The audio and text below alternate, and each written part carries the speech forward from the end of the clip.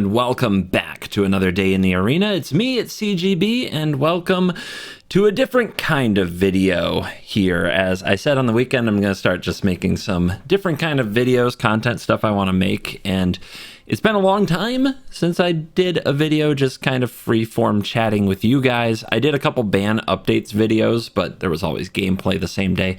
But here on a holiday weekend when you guys are out enjoying the great summer weather and many Europeans also are on holiday, it seems like a good a time as any to reward the absolute true loyal fans with a little bit of a chat, a little bit of a catch up on what's going on with me. And this particular video is going to revolve around basically my takes, past and current, on the Alchemy format. Hot topic, always a hot topic, and I feel like I owe you guys a bit of an update since the battle for the channel ended several months ago. Alchemy has moved on and continued to do its thing, and you guys, many of you in comments continue to ask for Alchemy content and or rail against Alchemy content. The comments for this video are something I really just can't wait to see, but we're going to talk about Alchemy. And for those of you coming here because you don't like Alchemy and you hate on Alchemy and such, I have a lot of complaints. I have a lot of things right now. There's been this slow slide as I've lost faith. Many of you rejected it right away. It didn't feel like magic. It didn't look like magic. It didn't smell like magic to you, and you rejected it right away. I had a lot of hope, but it has been a sliding progression as I've lost faith in the format. And then some things have happened recently that are a complete nosedive.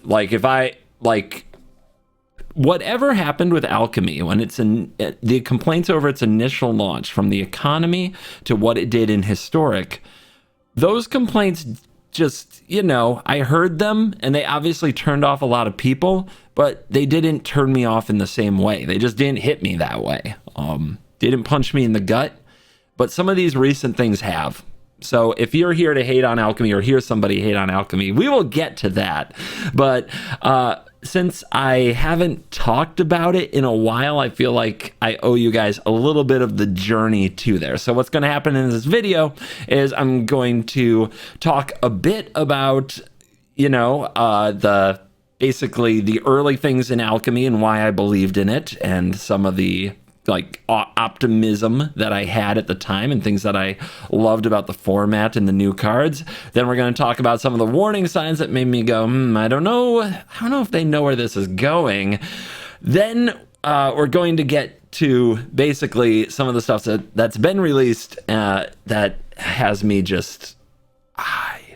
it's a big turnoff. I'm not going to lie. I'm not going to pull any punches on this one either. But know in advance, I'm an optimist. I still want things to work out, but the gloves are going to come off a little bit in this video. And Alchemy is an easy punching bag and an easy villain because so many people hated it on release, and they've only gotten more and more, I guess, validated in their hatred for it as they've done more and more weird things. And now as it finally pushed my buttons in the wrong way. Yeah, it's going to get a little salty in here. So get ready for a ride. Hopefully you're still here and down for it as we talk about Alchemy. So before we do that, I'm just going to give a quick shout out to some of my patrons as I'm trying to catch up. I now promise a patron shout out at my $4.99 tiers and higher, but I can't do that if I don't give a shout out to the people who are already at that tier before. It would be unfair. So I'm working my way through 10 to 20 a video, and I'm going to give some right here before we dive in and let the Alchemy bashing nonsense begin. A sincere thank you to the following patrons who are subscribed at the $4.99 and higher tier before it included a shout out, because I'm going to give you guys a shout out because you earned it. Chris Cannon, Nicholas Martinez, thank you very much. Hawk, thank you. Stefan Barella, Mr. Ace, Denny the Goon, Kevin Mercer, Trevor Head, SSJ3 something I'm not going to say, but you know who you are. A, Mixed Trap Nation, Robert Crichton, Tim Gareka, perhaps? We'll go with that. Dope a King, and we're going to go with Brandon Sutter, Frank Van Gogh, and CJ Wall. Thank you to you guys for being active patrons for all this time. Now it includes a shout out, so I hope that hits you. I appreciate you very, very much. All right, back to your regularly scheduled Alchemy discussion. You've seen that there are now the pre-order packs in the store, and some of you might be considering making this purchase, as it is promising to bring some commander cards to Alchemy, which is honestly the most exciting thing to me about Alchemy Horizons Battle for Baldur's Gate, is that we're getting a share of the commander product on Arena, and I don't expect or necessarily want this to impact nearly standard or nearly historic formats, but I'm excited about them for Historic Brawl, a format that I enjoy quite a bit. Commanders like Minsc and Boo and commanders like Tasha, or something that honestly were my true hope for Alchemy Horizons Baldur's Gate, that I would get to play with some of these sweet commander cards that I'm enjoying so much in paper. And I think that's where the potential of the format lies. With a digital only format, we can print in commander products and see where it goes. Unfortunately, my expectations on that have been shattered at every turn, but I digress. Let's head over to my little spreadsheet. Not spreadsheet, my visual display that I've just carefully prepared for all of you as a professional video gamer here. I'm going to put this in the background. Maybe we got a little arena music filling in. Nope, not even playing. Don't worry about that. The sound bugs are fine. Oh, you know what? I think I can dark mode this for your dark mode pleasure. There we go. So much better, right? See, never say I don't care about you guys. All right. When Alchemy launched, I really saw a tremendous amount of potential in the product. I liked the idea of a format that changed regularly, whereas cards that didn't quite get there got stronger and could be more playable, especially rare and mythic cards that you spend wild cards on that you get more play out of. That would be really cool. And also the introduction of new cards that perpetually basically do things that Magic the Gathering cards in paper can't always do, if done right, also sounded very cool. So some of the good things about Alchemy that I saw right away was you nerf the busted stuff. If you make cards like Luminar, Gas Pirate, and Goldspan Dragon a little weaker, then other cards can show up and maybe get play, which does mean that you use more of your collection, which can be a good thing. And then another thing that was that I thought was great was the mechanics that were introduced in the first year of trying digital mechanics. I think that Conjure was a very good mechanic because it added some amount of randomness to the game, and I think that Perpetual was very, very good. And there were a number of cards introduced that I would say generally made decks more interesting and fun. This Angel of Unity was a really sick card both for clerics and for party, and it just added an interesting amount of power to that archetype, gave it a cheap one drop that could spar with everything else. Like Angel of Unity was a good card. Some people will disagree with this, but I love Divine Purge, still do. I think that it doesn't take away card advantage. It encourages aggro and mid-range decks that are affected by it to run more lands so that they can cast their cards again if they want to basically get their cards back. It leans into the idea that control is about tempo, but then you have to end the game, which isn't always one of my favorite philosophies for control, but I can see why it's good for the game. So I'm totally down with cards like Divine Purge, which I thought were very good. Inquisitor Captain did have to be nerfed, but honestly, when they nerfed Inquisitor Captain, yeah, I think Seek is great. You don't have to spend a lot of time looking and debating every single option in your deck. You just throw it on the battlefield and boom, something enters. And there's that little adrenaline rush of, whoa, right? Like I always thought Winota would be even better if it just sought something because the randomness would be interesting. So yeah, I like Seek a lot and I liked Inquisitor Captain. It was too good. They had to adjust it so that Glasspool Mimic didn't just go off with this thing because that was a bit too much. But they did it. Like they nerfed the Inquisitor Captain pretty quickly within a couple weeks, right? Like 3 weeks, I think. Maybe I'm wrong on that, but it felt like it. It was also over the holidays and I took a vacation in there somewhere, so I might have missed a few months of Inquisitor Captain dominance, and I remember it as a couple of weeks. But it actually made me more optimistic about the future of Alchemy when they adjusted Inquisitor Captain pretty quick. And it made me think that, they are paying attention to this stuff. Discover the Formula is another card that I really love. This card felt so powerful, and it allowed so many crazy things to happen, such as reducing cost of cards that would otherwise not be zero down to zero or close to zero. Doing things like casting super cheap Hullbreaker Horrors and juggling free Key to the Archives is the kind of thing that makes me think of powerful Magic from the past. And while some of you just vomited a little, and that sounds really bad to you, just getting to do that a few times adds a lot of fun to old school blue players like me, who used to cast Time Spiral and untap our Tolarian Academy and have these huge turns where we did a million things.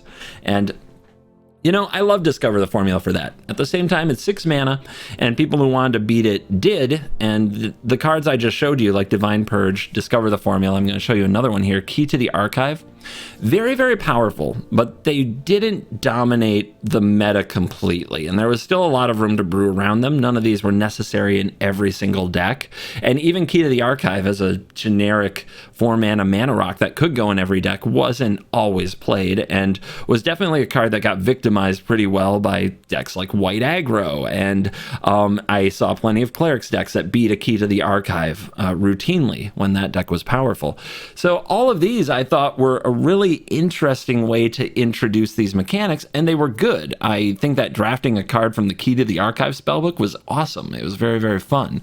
And you got to play with cards that you just shouldn't have in Standard. And then there were cards like Sanguine Bond that gets you a Blood Artist that wasn't legal in Standard. And that's cool. Pulling more cards out of the archives, we'll say, of Magic's past and launching them into a format where they wouldn't normally exist because of the power level of that format is fun. And I really enjoyed Alchemy when this was what was going on. And Forsaken Crossroads is going to be another one that I'm going to call an absolute hit. This was great. I think Alchemy could have leaned heavily into cards like this that make being on the draw more doable, that make being on the draw less of the terrible advantage or terrible disadvantage that it is right now, particularly for best of one. There could be other cards that entered as a 2/3 if you're on the play, but a 3/3 if you're on the draw. That's an open space, and to see them exploring that with the very first set, like Forsaken Crossroads, gave me a lot of hope that they were going to help mitigate the play draw bridge in MTG Arena. And some of you are like, yeah, okay, whatever. You liked Alchemy. I hated it this whole time. When are you going to start dunking on Alchemy, CGB? I think it's important to explain both my position and kind of for people who have been out of touch with what's going on in Alchemy, bring them up to speed. But yeah, we're gonna get into the warning signs. Warning signs didn't take long to show up. So Kamigawa Alchemy brought a lot of these cards that are just stupid amounts of value, and you don't have to work for it. And in particularly, the thing that bothered me the most is they were focused on one color. Undercity Plunder and Painful Bond showed up. My God, I didn't have to play this format for a week. I played, I think, less than 20 games of this format. And I tried some different decks, and I was like, okay, you could be a white aggressive deck with cards like Thalia to tax these things, or you can play black, mid-range, or control. Why would you do anything else? I was bored, I mean bored, of the format within 20 games. Undercity Plunder and Painful Bond were just too good. And while they eventually made some changes to Painful Bond to make it, they almost changed it into a completely different card. That's how far they missed the mark on Painful Bond. It came way too late for me. It was over a month of, why would I play Alchemy? It's just, you just play these cards in every deck. And that's that. And that was the first time I just tuned out of Alchemy completely for a month and didn't bother playing anymore. And it was just this idea that there are piles of value that outshine so many other things. Everything is a 2-for-1, so nothing feels special. If everything is a 2-for-1, which used to be like the best feeling in Magic for people who understood Magic and card advantage theory. You know, getting a 2-for-1 is a big deal. It's exciting, and you used to have to really work for it. You know, find ways to get your pyrotechnics to kill 2 creatures, your volcanic fallout to kill 2 or 3 creatures. You know, getting your 2-for-1s used to be what Magic was all about, but now everything's a 2-for-1. So nothing feels particularly special. And Alchemy leaned into that harder than I think any other format in recent memory has, quite honestly. At least with Eldraine, not everything was a 2-for-1. And you're going to say adventures, I get it. But think about Fires of Invention. Not a 2-for-1, just this insane mana generating tempo card. So there were a lot of 2-for-1s like adventures, but there were also these insane mana engines that pushed the games to end and could just overpower those 2-for-1s. Over time, the mana engines were clearly the more powerful things like Wilderness Reclamation, and these things either rotated or got banned, and the 2-for-1s like adventures took over. And that leaves us where we are now with all these sagas like Fable of the Mirror Breaker that are just 2-for-1. Everything's a 2-for-1. Wandering Emperor, another example. Everything's a 2-for-1. So nothing feels as special. And I think you guys feel that in Standard. Alchemy got even worse with it, where not only is everything a 2-for-1, but you're taking like cards from other people's decks, and the feel bads of like getting Undercity plundered multiple times every game are just, it was way more than I wanted. At the same time, Alchemy had the other potential that I saw in Alchemy was the ability to buff cards that were cool but weren't getting played. And you think about like mythics and rares from like Midnight Hunt, you know, and Crimson Vow, cards like Dollhouse of Horrors that are very cool but never get played. Cards like Storm the Festival that were very popular at first, but as soon as everybody figured out how to beat it, didn't get played anymore. In my mind, what Alchemy had the potential to do was take these cards, ramp them up a little, make them stronger, and then you can always tone them back down later if you want to. What if Storm the Festival went 7 or 8 cards deep, you know, so it hit harder? What if it now allowed you to hit cards that cost 6 or 7? You know, what if it hit some big monsters, right? Wouldn't that be cool? And if it's busted, you just change it in, you know, a little while later. A lot of people have already crafted these cards, expecting them to be good, hoping they would be good. It gives those players more mileage out of their cards. Alchemy didn't do this, in my opinion, at all. They did things like put little buffs on Cosmic Elixir, you know?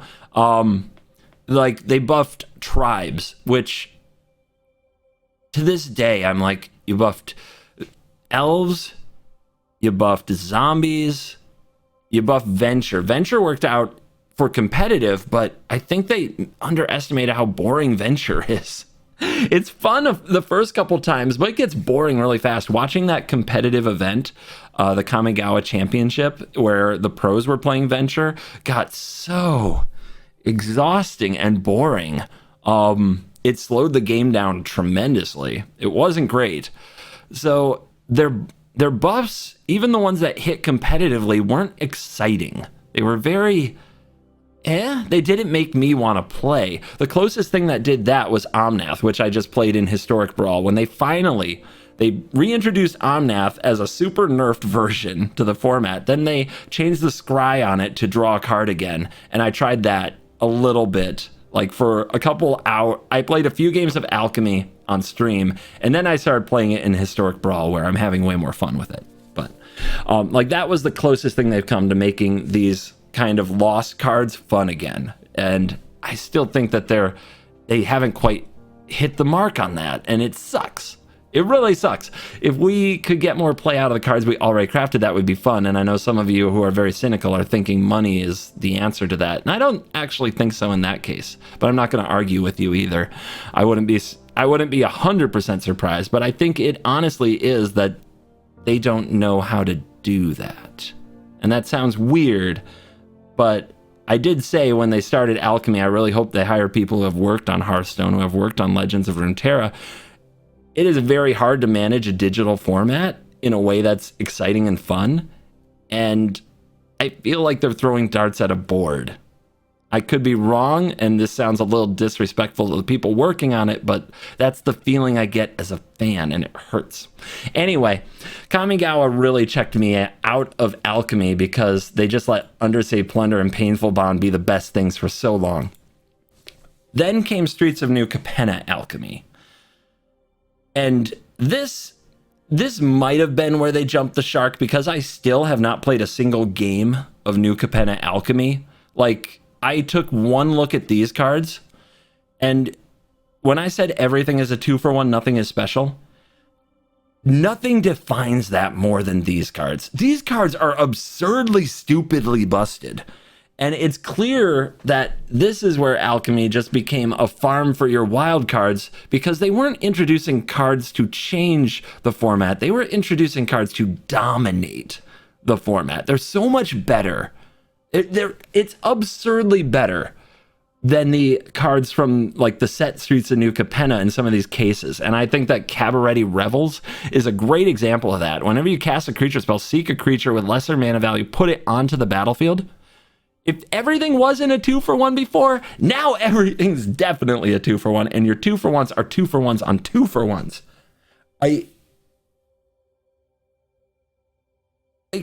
Like nothing.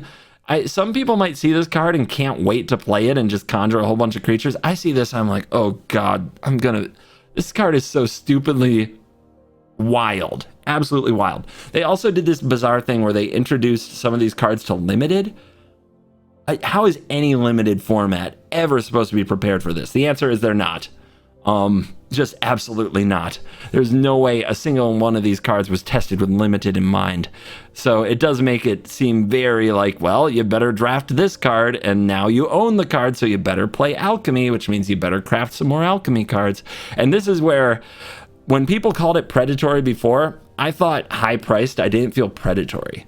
When I looked at the list of cards in Alchemy New Capenna, the word actually came to my mind, and maybe I was slow to it, but it came to my mind for the first time for Alchemy for me. Predatory did pop into my head. And here is Diviner of Fates. This card is absurdly better than so many of the options, and we're talking about a color combination with Kaito Shizuki and Rafine. Like, what the hell? And they're mythic, so yeah. They're not legendary. Craft 4, you better do it. Effluence Devourer is an absurd pile of value, again, at a very reasonable cost in colors that already had a lot of options, but it seems so much better than everything else you can be doing. Another mythic. Bind to Secrecy. Strictly better negate. I mean...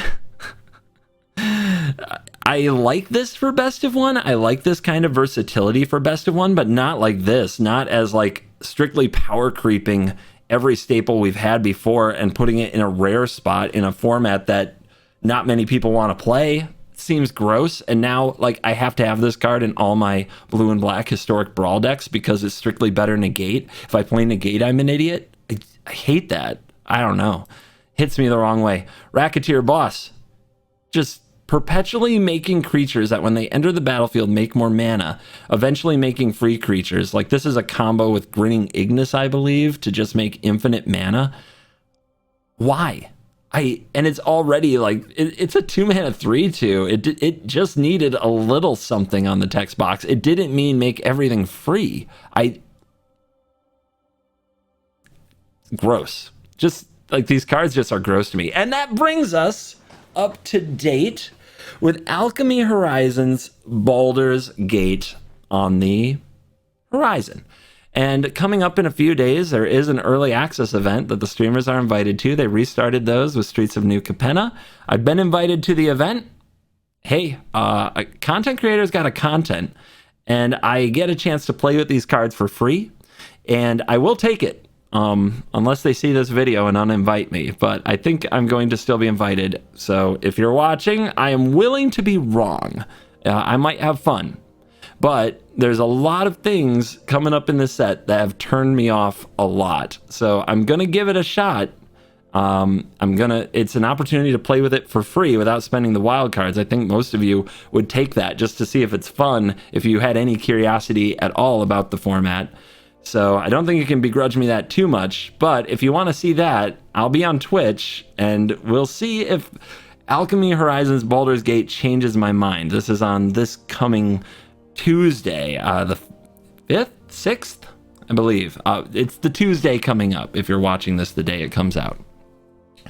All right.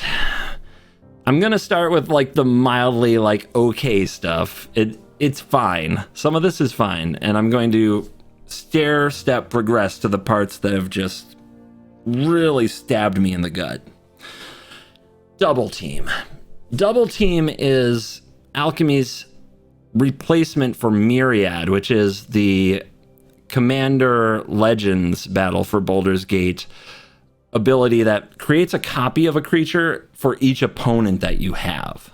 So that's obviously a commander only and basically a 4-player specialized mechanic that you're not going to see in 1v1 very often. So they created Double Team. And Double Team, besides being a name that just causes adolescents to snicker across the multiverse and awakens all of our inner 12-year-old boy, if we have that inside us, I guess. I need a drink. It's an ability that when you attack with this creature, you conjure a copy of the creature into your hand, and both of those creatures perpetually lose Double Team. So whenever you attack with Champions of Tyr, you make another Champions of Tyr, it comes into your hand, but it doesn't have Double Team, so that it doesn't just go infinite. Right away, I have issues with this mechanic. And my biggest issue is Legion Angel fun? Yes, we play it because it's absurdly good in Best of 1. You don't miss the sideboard spots at all. And a lot of Best of 3 decks run it as well. But is it fun to cast the same creature 4 turns in a row? How about from the other side of the battlefield? I mean, the opponent doesn't always have to have fun in Magic, but how do you feel trying to bash your way through 4 copies of Legion Angel? Like, I don't find that fun. I don't like the idea that if one of these cards is good and you have 4 of it in your deck, that you essentially have 8 of them and you're just casting the same card over and over and over. That is the kind of repetitiveness that's, I would think, closer to a turnoff than not. People already complain about the shuffler bug when they draw 2 or 3 copies of a card they have 4 of in their deck in the first 10 cards. That is well within like random possibility. That stuff happens in paper too. But like, are they? What are they really complaining about? The fact that it wasn't supposed to happen, or the fact that their hand is kind of boring, lacks variety? That their gameplay is boring. This, I think, creates very boring, repetitive gameplay if you're casting over and over these cards with Double Team. It doesn't seem exciting to me. It's immediately I look at that and I say, oh, that's going to be repetitive and obnoxious if there are any decent Double Team cards at all. And I mean, imagine playing against it in Limited, which is a feature of Alchemy Horizons Baldur's Gate. Imagine having to play against a Mythic twice.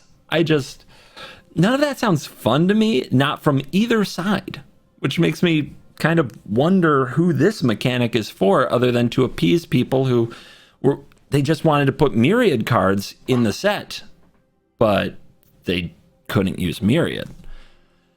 But that's just a warm-up, because the next thing, Specialize, could be its own video, and has. I think other YouTube personalities have done entire videos on Specialize.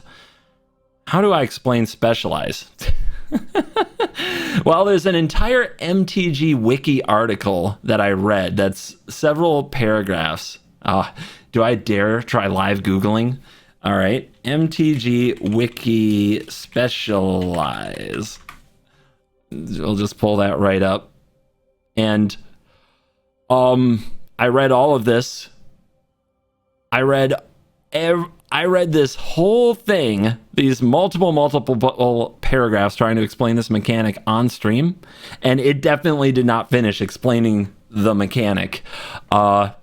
For example, we spent our whole time trying to, it doesn't even say for sure that Specialize can only be activated at sorcery speed. There are some screenshots from the game that make it appear that it can. But Specialize is you pay a cost and you discard a card, and then you can change your card. And I brought up Lucamina, the Moon Druid, because I think that this might be one of the best uses of Specialize, and it's still convoluted as hell.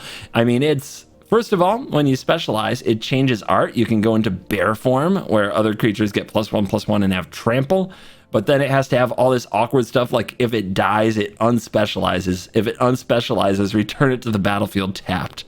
So it comes back as Lucamina Moon Druid, and whenever it enters the battlefield, if you cast it, you seek, but you don't get to seek a basic land card if it comes back this way because it wasn't cast, so weird.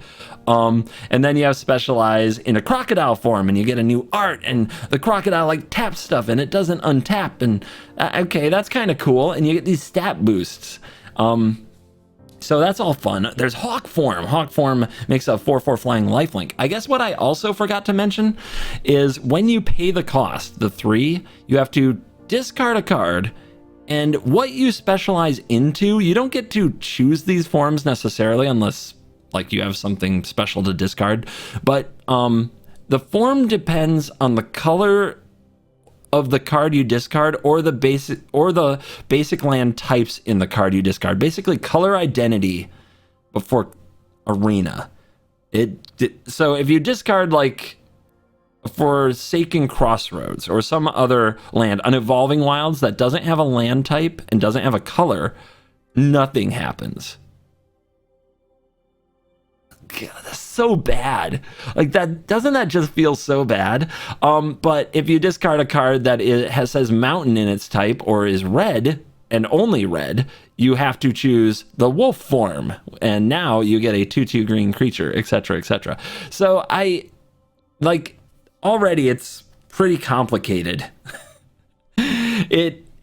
If it does only activate at sorcery speed, it's not the greatest, but I like Lucamina at least because you get access to all these cool different forms and this kind of changeling druid thing. It is evocative. It does tell a story.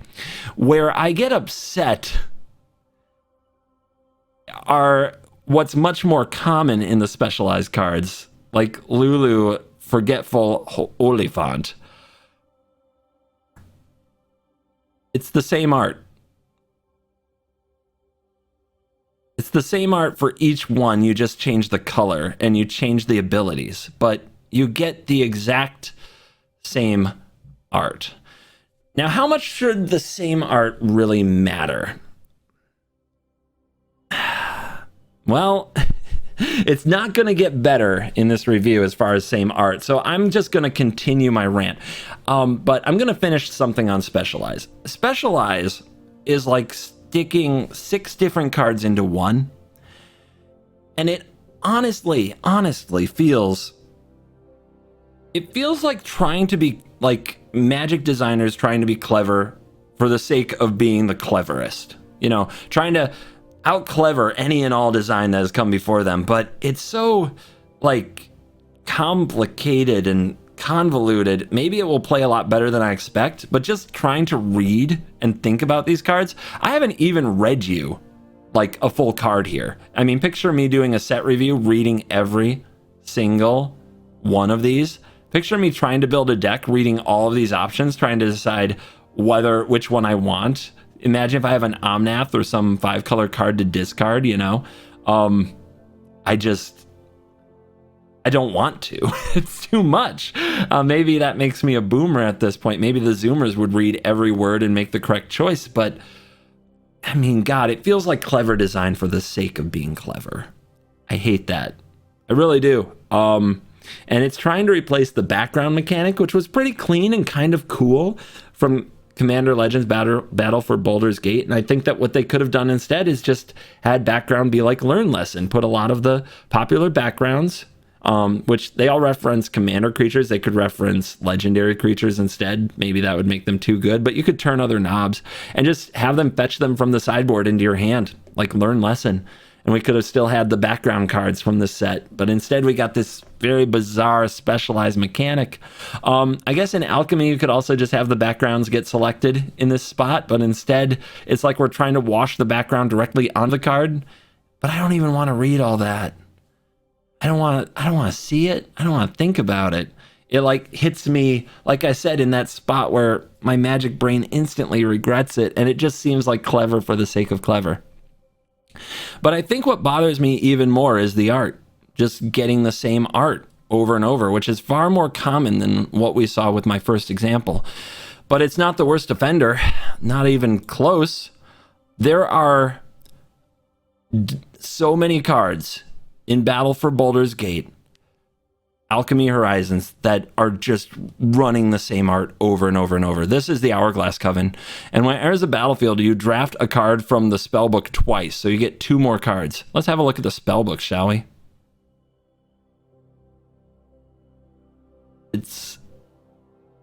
These are all different cards with unique abilities. They're all 2/2s, and they're all Hag of X, so I get it, but it's all the same art. And if it's on the battlefield, especially if you're on mobile, just having to hover over these all the time to see what they do alone is just gonna drive me crazy. So I'm gonna, and if it were just this card, you know, because it summons all these things and they're all Hag of something, I think I'd be okay with it. But these are all supposed to be unique, different cards with different abilities. And they're using the same art. And it immediately makes me go, oh, something's up. Either they didn't have the money to commission more art, or they didn't have the time. And either one could be true, or it could be a combination of both. But if it were, you know, just cards like this or this card, and it was their spell books, I'd be like, okay, I can probably ignore it. It's not going to come up too often. I can hover a few times and read it. I can deal. Then it gets to the parts that, oh, this...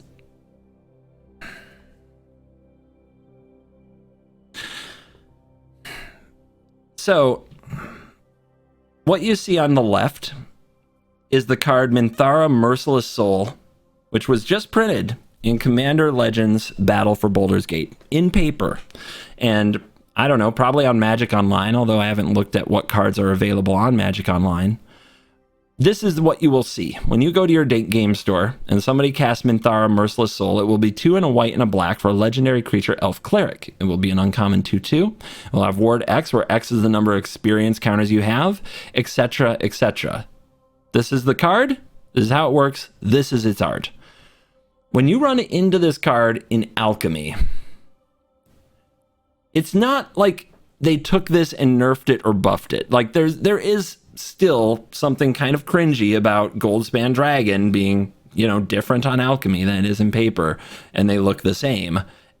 I never expected nerfs or buffs to get new art, but when it comes to straight up printing a card this way, Minthara Merciless Soul, here's Minthara of the Absolute. It's a different name.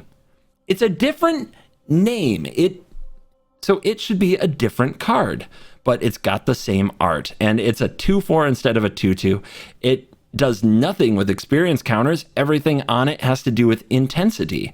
And whenever one or more permanents you control leave the battlefield, perpetually increase the intensity, and the intensity of cards named Minthara the Absolute in your hand, library, and graveyard by 1.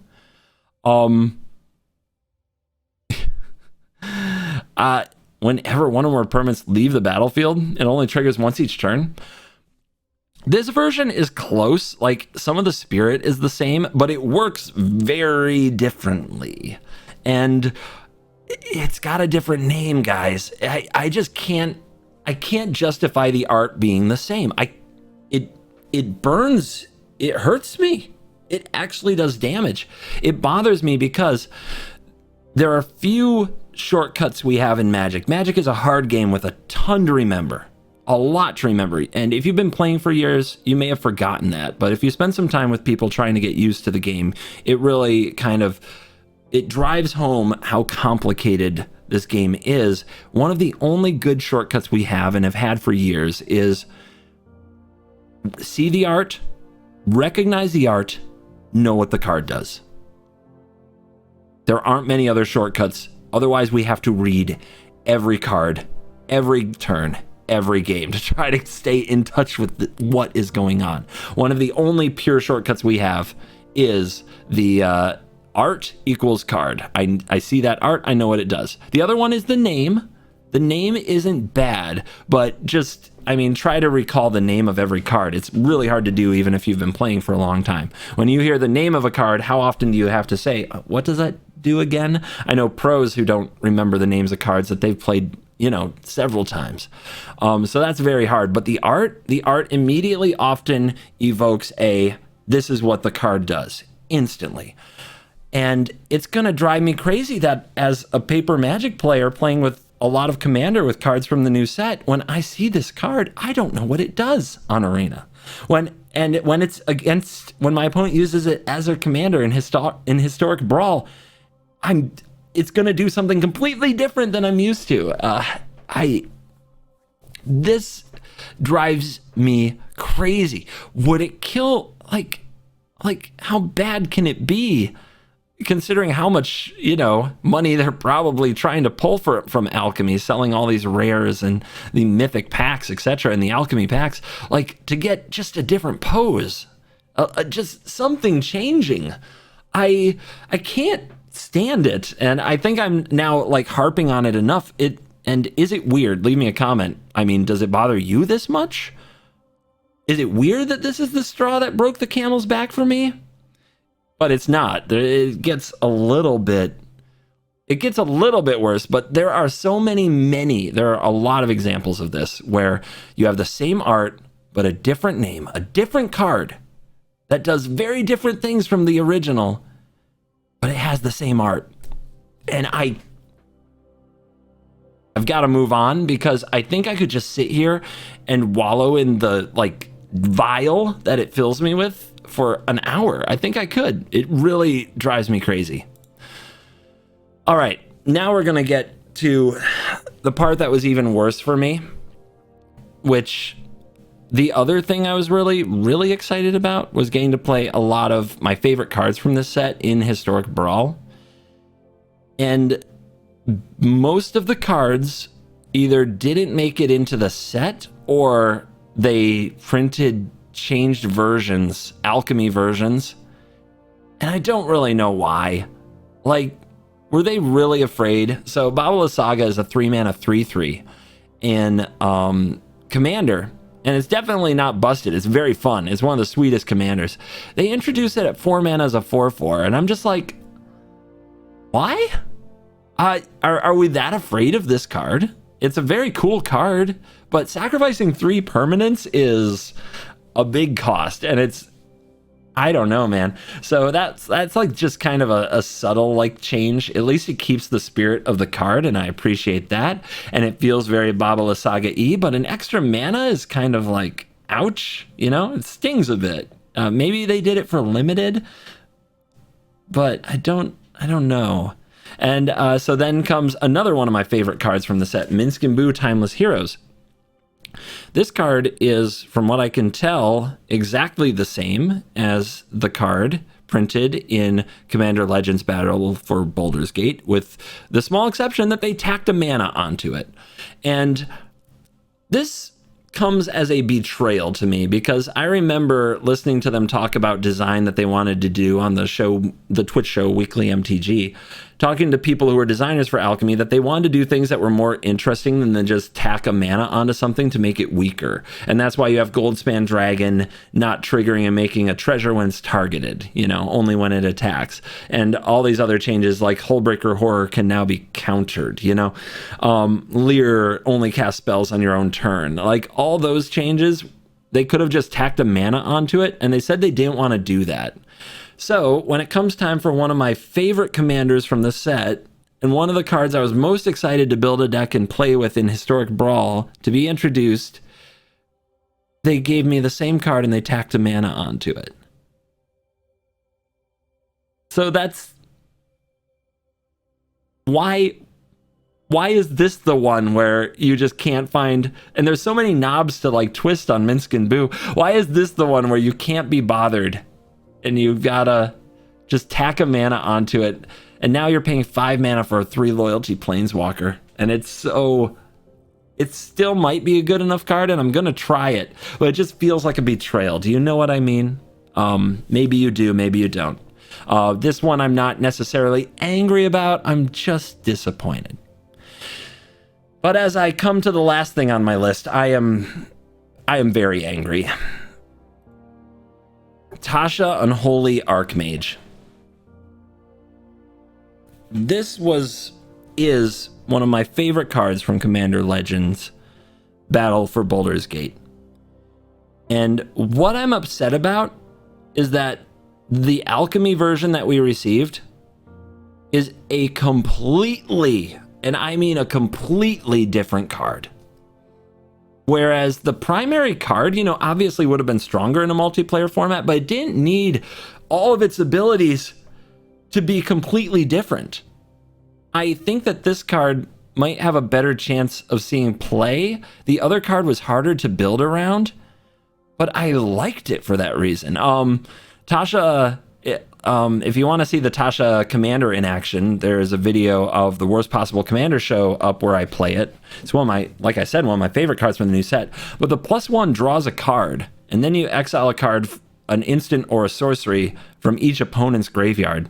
And you can cast those cards in the future using the -3. It lets you play one of those cards that you exiled for free. That's how the other card reads. The -3 is, cast a card that you exiled with a counter on it. Might be a Sage counter. It's hard to remember exactly what counter, but when you exile cards with a +1, they have a counter. When you cast them with the -3, you cast them for free.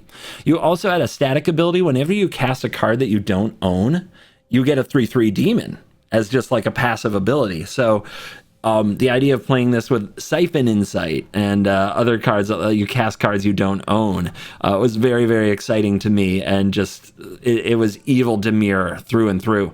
And then the minuses are also very different, but I'm not going to read them all.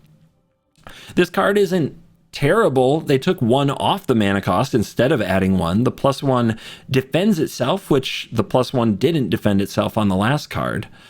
But it's such a completely different card. Everything I know about Tasha as a commander and as a card I like to play is completely different now. And I'm willing to give it a chance, but I feel it's wrong. I feel it's just wrong to print a card with the exact same artwork and have it be a completely different card. Through and through. Especially a card that I really like. I mean, think of your favorite card, and now think that they're going to print an Alchemy version that's completely different, like nothing like the first one. Does all different abilities. And oh man. No, I hate it. My brain rejects it with hatred. A lot of the hatred that I'm sure many of you felt very early in Alchemy when they were rebalancing cards. I was willing to go along with the ride for that. I can't get into it, man. It hurts. I don't know how to explain it other than that, but let me know in the comments. Am I crazy? Does this hit anybody else this way? The fact that they would... It feels, again, the word came to my mind that didn't even come to my mind for the first half of this year about Alchemy, predatory. Like, you like Tasha, we've got Tasha on Alchemy, you play Tasha in paper, come play Arena, try Alchemy, we have Tasha there, and you're like, you see the art, and you're like, that's my commander, that's my girl, and you craft. You might even craft before you read it, and then you're like, what is this? Everything I love about the card is gone. It's not fine.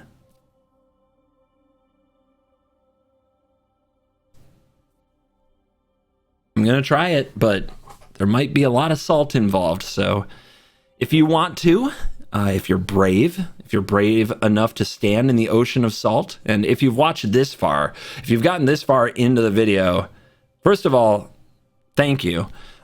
Second of all, you might want to watch me try out this Alchemy Horizons event, early access, and we're going to explore this and see if it feels as bad playing the cards as it does reading them, if that makes any sense. And it might be my last hurrah with Alchemy, my one last try, you know, your last chance. Then there might be future early access events. We'll see. I mean, for free, it's hard, and especially as like Twitch content, like hard not to play it. It can be very, very fun for the streamer, but as far as making content for all of you and entertaining content for all of you, unless something dramatically changes, it's hard for me to picture Alchemy on this channel again. Maybe we'll just do the occasional video to be like, oh my god, look what they did. But that's where I'm at with this format, and I was one of the believers, and I was definitely in the minority then. I'm sure I'm in the minority by still even, you know, checking in on these cards now. And yeah. Oof. So, Alchemy Horizons, Baldur's Gate. There's a pre-order bundle. I wouldn't get it unless you're 100% committed that this is going to be sweet stuff that you want to do. There's 375 cards, and it's being released on Magic Arena on the 7th of July. I will be away that weekend. I will be at Command Fest Indianapolis. If any of you are going to Command Fest Indianapolis, grab your Commander deck, and I would love to meet and play with all of you. Stay up to date on my socials, Instagram, Facebook, Twitter. That's where you're going to see a lot of posts about what I'm doing and what I'm up to in Indianapolis, July, I think it's 8th through the 10th, and I'm leaving on the 7th. So, yeah, also leave me a comment. Are you going to try out Alchemy? Or if Alchemy lost you, or maybe they never had you can say that too, but if they lost you, when did it happen? I'm wondering how many people this particular like WTF moment hit as hard as it hit me, or if I'm just like the last gamer standing. I really am not sure. Based on the people asking me to play Alchemy in my comments, there's still some people interested in the format, and maybe you watched this video and it made you sad to hear me dunk on the format a bit. I promise, I still want to like it, but there are some things that have to change. It's hitting me in all the wrong spots. They've got to do some things better. There's no way around it.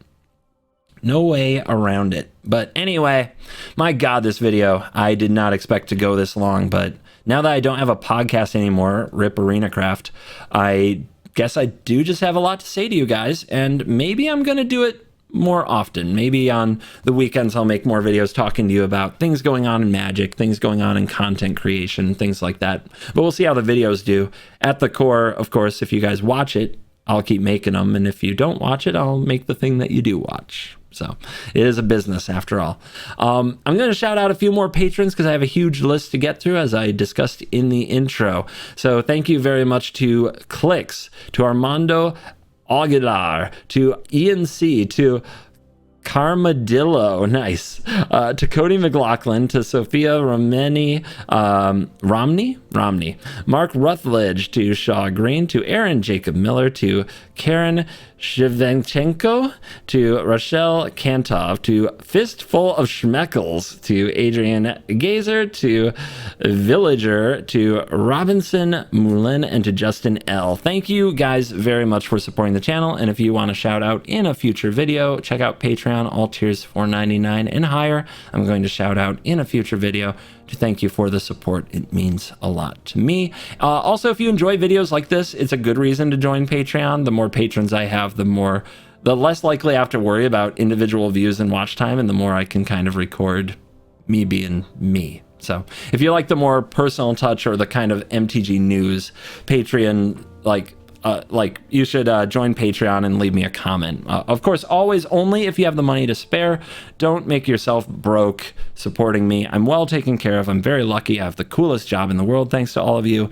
But if you are at the end of the month trying to decide between extra HD Netflix after Stranger Things has ended, or $4.99 for the one and best of one, I would like to throw my hat as an entertainer in the ring for your generous support. And on that note, thank you for watching this video. As always, I will see you in the next video, but it probably won't be Alchemy. You are cool.